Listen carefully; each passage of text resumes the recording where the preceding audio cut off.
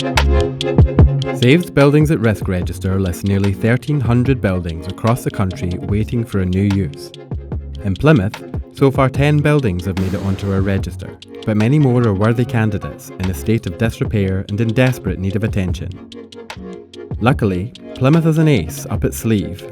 Nudge Community Builders was set up by local people in 2017 to revitalise the city's historic party capital, Union Street, and find new uses for its many vacant buildings.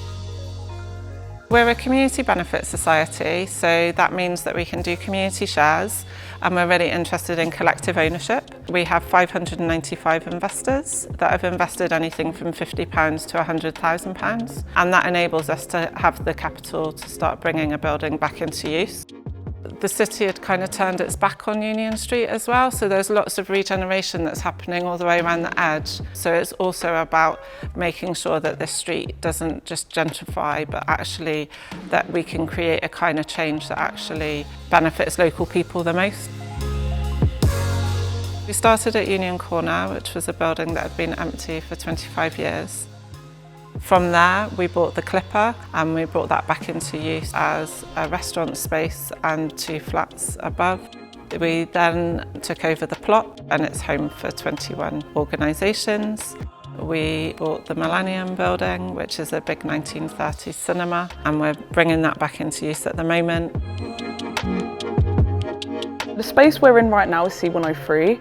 I found that a lot of people I've spoken to along Union Street have told me really fond memories they've had of the space.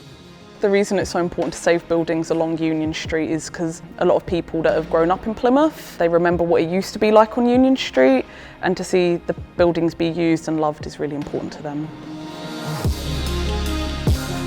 We shouldn't knock down buildings like this. There's so much heritage, so many memories.